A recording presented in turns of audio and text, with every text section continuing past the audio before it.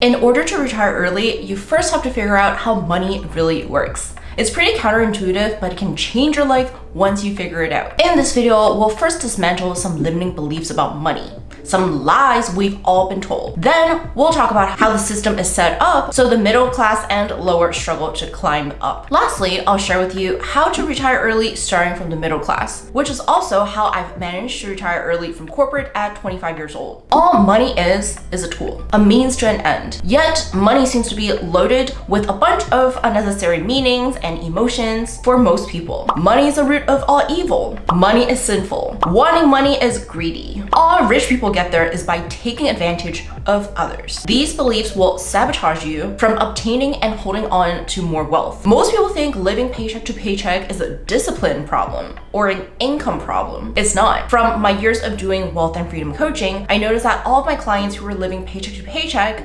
their main root issue is not that they lack discipline or they're not making enough money. It is because they have really deep-rooted beliefs about money that hold them back. Some of them are immigrants who grew up listening to their parents say, "Money does not grow on trees. We're so poor, stop wanting to buy things." Those families can afford it, not us. You think your mom and your dad were made of money? I also came from an immigrant family. Listening to these casual, self-deprecating talks about money, it's easier to start feeling inadequate and unworthy of making and holding on to more money. We as human beings don't do all that well with cognitive dissonance. We don't like having inconsistent thoughts and beliefs, so we end up picking one side to maintain consistency. Most of us don't want to intentionally be the bad guy or the evil guy, right? If we simultaneously believe that money is bad or that obtaining and keeping money is bad, then we're also going to subconsciously reject opportunities that make us money because we don't want to be the bad guy who does evil things. And even after we do make money, we'll also feel really uncomfortable with this newfound wealth and we'll start giving it away due to deeply rooted feelings of shame and guilt. And it's not always giving away to the charity or giving your money away to someone. It could also be in the form of shopaholic problems that put us back into the living paycheck to paycheck vicious cycle. The first step to making and keeping more money is to change the way you think about money right now. Yeah, you think it's start making more money, right? No, it's changing your beliefs first. Imagine if you were to make $10,000 right now and you were to pick up that money from the bank and you put it in your big bag full of holes and you're going from the bank to home by foot. By the time you get home, how much money do you think it's left? Would it still be $10,000? And the holes, they're your underlying beliefs. Until you patch those holes, until you change your underlying beliefs, you can make as much money as you try to, but you still can't keep the majority of it because your subconscious mind would reject it. It's like trying to eat when you're throwing up. It just doesn't stay in your system. Now let's talk about how the system is set up. There are many loaded words and concepts about money, like debt, like handing money to others and being handed money, like getting money without doing any work. These all sound pretty terrible, right? The truth is, all of these bad things or bad acts with money, they're actually really common among rich people, among the upper class, and they're really frowned upon in the middle class and lower. Debt is not always bad. Debt is just leverage. You're essentially borrowing money to buy things or to get things done. If the thing you're buying right now with borrowed money makes you income that's more than the interest rate that you have to pay, then you're essentially making a good decision and using leverage to your favor. In other words, you are winning. That's why there's a concept of good debt and bad debt. Debt is not your enemy. Just like how credit cards are also not your enemy. Just like a kitchen knife, you can use it to cook a delicious meal or you can use it to stab someone. It's just a tool, and whether it helps you or harms you, that depends on how you use the tool. Now let's talk about handing people money or being handed money. This is also quite a loaded topic. It seems like with the idealized version of the American dream, you're supposed to start from the bottom and get to the top all on your own without any help. Be a self-made millionaire and billionaire, they say. However, do you think the majority of wealthy people really got there without getting any help? Most wealthy people are not afraid to pay for their kids' college tuition or even further education. They can give out small loans of $1 million just for the fun of it. The only people who are held back and shamed out of passing down wealth or receiving wealth are the middle class and lower. We're so brainwashed into thinking that we have to kick our kids out at 18 so they can be independent. We have to teach them a lesson of how hard it is to make money, of how tough the real world is, and how hard it is to survive in this society. We keep getting brainwashed into doing forced independence,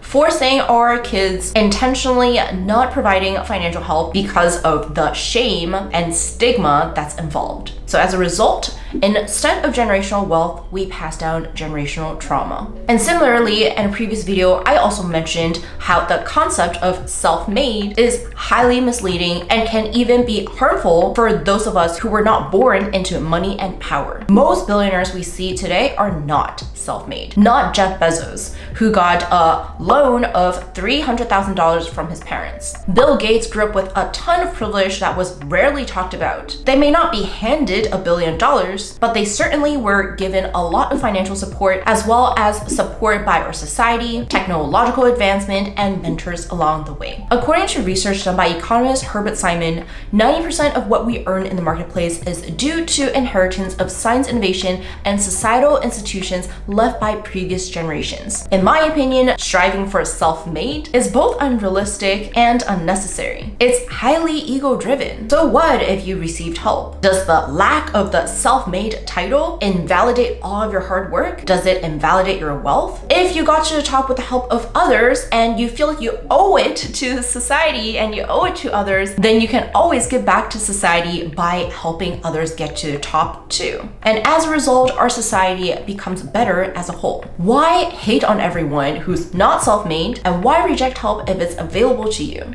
Now let's talk about being handed money without working for it. This is also known as passive income and is a longtime favorite of wealthy people. Whenever I post about passive income, I always get hateful comments like, passive income harms our society. You're just lazy if you want to make passive income. Passive income is taking advantage of others. Passive income is sinful. You have to work for your money. That's the only way. This might have to do with certain religious beliefs too, as some Christians believe that hard work and frugality are spiritual, whereas the opposite are sinful. I'm not religious, so I'm not going to comment on the religious aspect of it, but do you really think passive income is sinful? The only way to retire early is by using passive income to support your lifestyle. When your passive income exceeds your burn rate, you can retire early.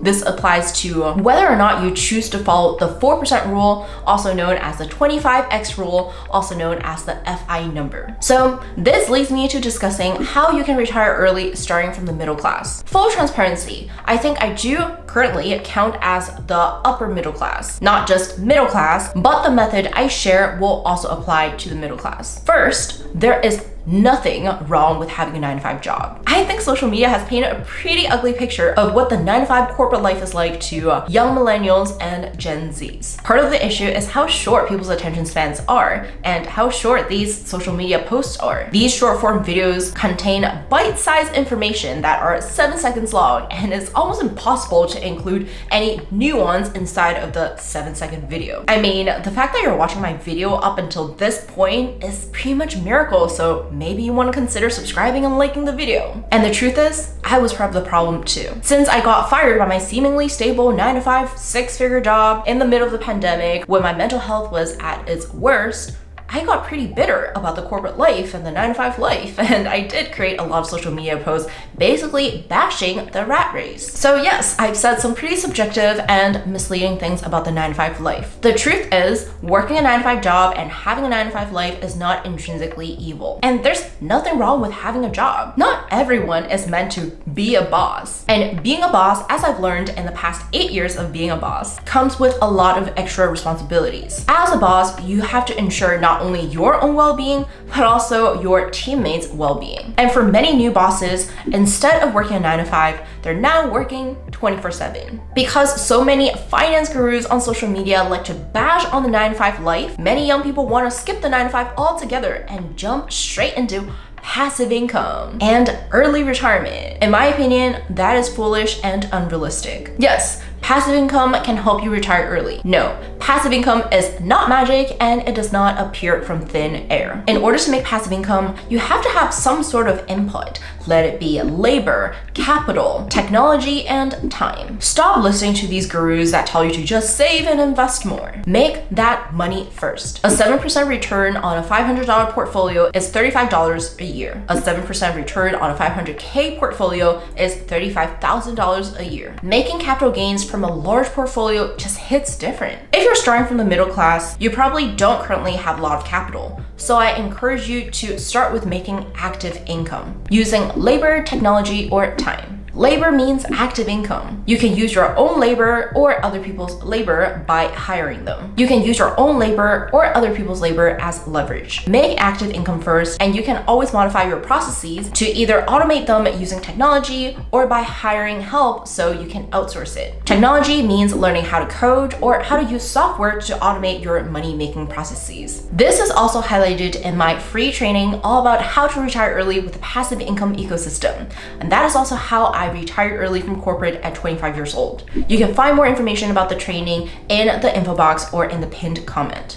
Time means you invest a relatively small amount of money into the stock market consistently over a long stretch of time. This is how you can invest $200 a month for more than 40 years to retire with over $1 million. But keep in mind, it is 40 years, so it is not so much early retirement. That's why it is so crucial to start with active income first in order to have the capital, to have the resources to eventually make passive income. If you start with passive income first, you won't have the necessary input to start making passive income, so you're just going to stay stuck and wonder why it's not working. To summarize, in order to retire early as a middle-class person, you first have to dismantle your limiting beliefs about money, then understand how debt and generational wealth helps you. Then you want to start making active income first before diving into passive income. The rule of thumb I like to follow is if you're making less than 100K a year in active income, you want to first look into investing in yourself and upgrading your money-making skills